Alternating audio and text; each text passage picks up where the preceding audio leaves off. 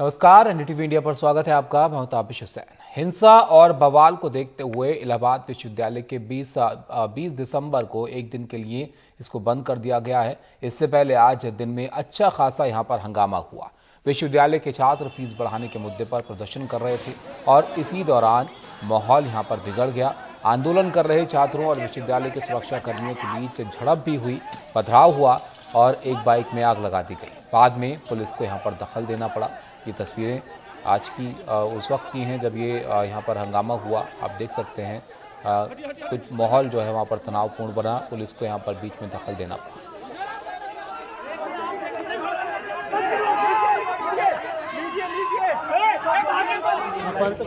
एक बाइक चल करके लगभग बड़ी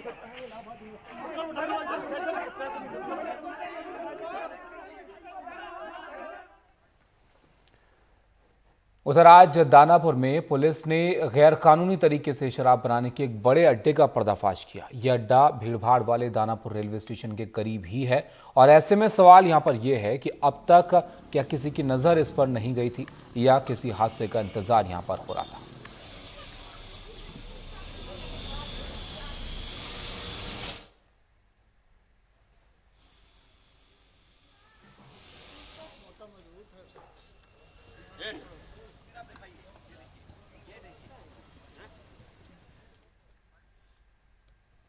उधर पंजाब के फिरोजपुर में पुलिस और किसानों के बीच झड़प हुई है। ये किसान जीरा में शराब के कारखाने के बाहर प्रदर्शन कर रहे थे और इसी दौरान उनकी पुलिस के साथ यहां पर गहमागहमी हो गई।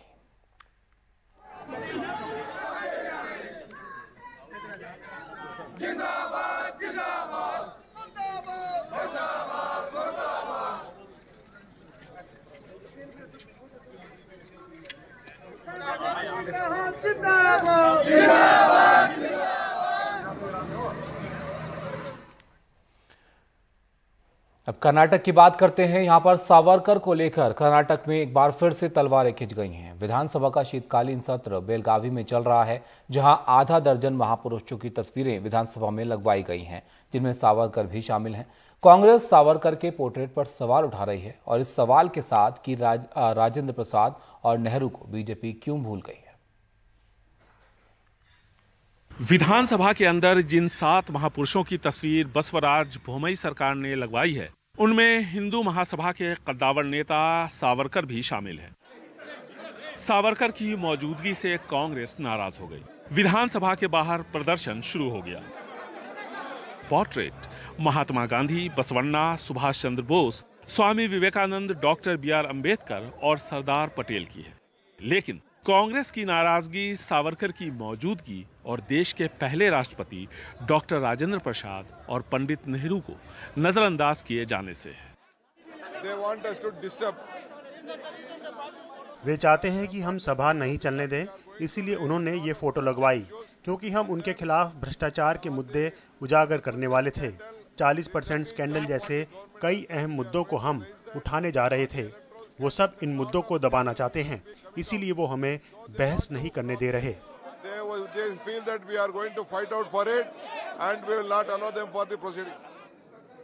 सावरकर का पोर्ट्रेट बाकी महापुरुषों से अलग लगाया गया है, लेकिन कांग्रेस की मांग है कि रामायण के रचयिता वाल्मीकि से लेकर डॉक्टर राजेंद्र प्रसाद, मौलाना आजाद और नेहरू की भी तस्वीर वहां लगाई जानी चाहिए थी। हालांकि विपक्ष का दूसरा धड़ा जेडीएस इस मामले पर कांग्रेस के साथ खड़ी नहीं दिख रही। किसका फोटो लगाया जा रहा है, किसका नहीं, मुझे कोई फर्क नहीं पड़ता। मैं अपने राज्य के गरीब परिवार के कल्याण को लेकर ज्यादा चिंतित हूँ। बीजेपी दोहरा रवैया अपना रही है, जो बहुत ही शर्मनाक है। मुख्यमंत्री बसवराज बोम्मई खुद को इस विवाद से दूर रखने की कोशिश करते नजर आए।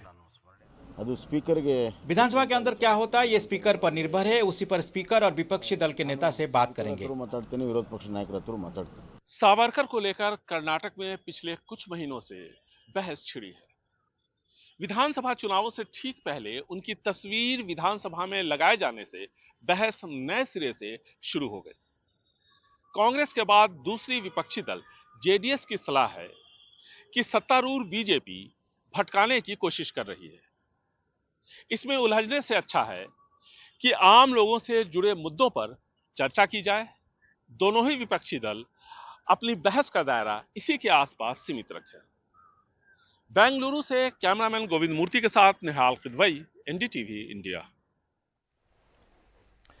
भारतीय सैनिकों को पीटे जाने वाले राहुल गांधी के बयान पर विदेश मंत्री एस जयशंकर ने ऐतराज जताया है। उन्होंने कहा कि सरकार को राजनीतिक आलोचना से परहेज नहीं है, लेकिन सरहद पर तैनात जवानों के लिए असम्मान नहीं दिखाना चाहिए।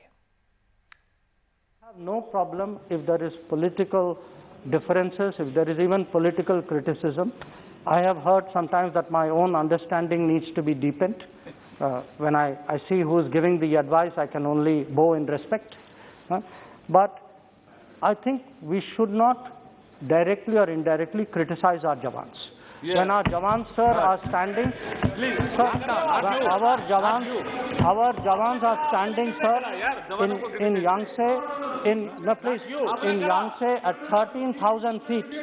At 13,000 feet, they are standing there defending our borders. They do not deserve to have the word pitai. The word pitai should not be used for our Jawans, sir.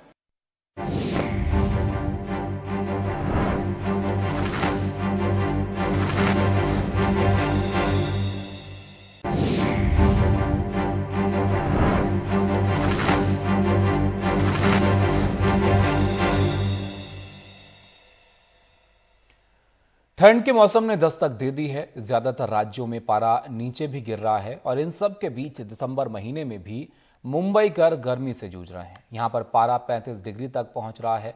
लगातार 2 दिन मुंबई भारत में सबसे गर्म रहा। बीते गुरुवार से मुंबई का अधिकतम तापमान 35 डिग्री से 35 डिग्री के आसपास बना हुआ है।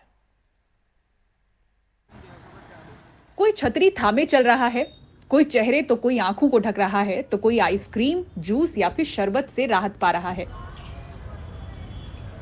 मुंबई कर ठंड के मौसम में गर्मी का एहसास कर रही हैं। गुरुवार को मुंबई का अधिकतम तापमान 34.9 डिग्री सेल्सियस दर्ज किया गया था। शुक्रवार और शनिवार को मुंबई पूरे भारत में सबसे गर्म शहर रहा। शुक्रवार को मुंबई का अधिकतम तापमान 35.6 डिग्री सेल्सियस दर्ज किया गया, तो शनिवार को दिन का तापमान 36 डिग्री के आसपास पहुंच गया था। मौसम विभाग की माने तो इस वर्ष मुंबई शहर में दिसंबर के महीने में तापमान अपनी सामान्य सीमा से 2 से 3 डिग्री सेल्सियस अधिक रहा है। सिर्फ मुंबई ही नहीं बल्कि पूरे कोंकण क्षेत्र में दिन और रात के तापमान में इजाफा हो रहा है। मुंबई के बाद रत्नागिरी में अधिकतम तापमान 35.4 डिग्री सेल्सियस, पुणे में 32.3 डिग्री, धाणु में 31.8 डिग्री दर्ज किया गया। माना जा रहा है कि अरब सागर में पड़ रहे गहरे दबाव की वजह से हवाओं की दिशा बदल रही है और अगले कुछ दिनों तक मुंबई में ऐसा ही मौसम रहेगा।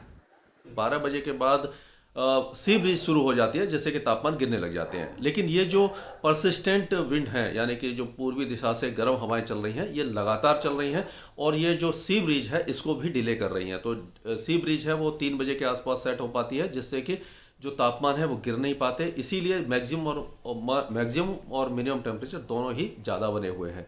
तो अभी फिलहाल कोई राहत की संभावना मुंबई को दिखाई नहीं दे रही है, लेकिन 23 या 24 तारीख से दिसंबर से जो हवाएं हैं वो थोड़ा सा बदलेंगी, उत्तर दिशा से शुरू हो जाएंगी, जिससे कि मैक्सिमम और मिनिमम दोनों टेम्परेचर गिरेंगे। मुंबई में जो मिनिमम टेम्परेचर 2 से 3 डिग्री गिर जाएगा और मैक्सिमम टेम्परेचर में भी इसी तरह की गिरावट हो सकती है। और एक और बहुत बड़ा कारण यह है कि इस बार जो पश्चिमी विक्षोभ है यानी वेस्टर्न डिस्टर्बेंस बहुत ज़्यादा कमजोर है। अभी तक कोई हैवी स्नोफॉल पहाड़ों पर नहीं हुआ है, और जब पहाड़ों पर हैवी स्नोफॉल होता है और वहाँ से जब उत्तर दिशा से जो बर्फीली हवाएं आती है, तो वो कभी कभी जो महाराष्ट्र, तेलंगाना और जो पूरा इलाका है यानी कि साउथ इंडिया तक पेनिट्रेट करती हैं, जिससे कि तापमान गिर जाते हैं। तो उस तरह का एपिसोड अभी आने की देरी है। इसका जो मुख्य कारण है वो पवन की दिशा ईस्टर्ली और साउथ ईस्टर्ली होने के कारण तथा वेस्टर्ली विंड लेट सेट होने के कारण ये तापमान में बढ़ोतरी हो गई है और आगे आने वाले 2 दिन में यही बढ़ोतरी जारी रहेगी और उसके बाद मिनिमम टेम्परेचर में महाराष्ट्र और मध्य महाराष्ट्र में और नॉर्थ साउथ कोंकण में 2 डिग्री तक ड्रॉप होने की संभावना है। बताया जाता है कि दिसंबर महीने में मुंबई शहर में अब तक का सबसे अधिक तापमान साल 1987 में 38 डिग्री सेल्सियस दर्ज किया गया था। मुंबई से कैमरामैन प्रवीण जी रोहित के साथ पूजा भारद्वाज, एनडीटीवी इंडिया। गोरखपुर में एक शानदार ड्रोन शो हुआ जिसमें उत्तर प्रदेश के मुख्यमंत्री योगी आदित्यनाथ भी मौजूद रहे। ये ड्रोन शो काकोरी बलिदान दिवस के मौके पर आयोजित किया गया था।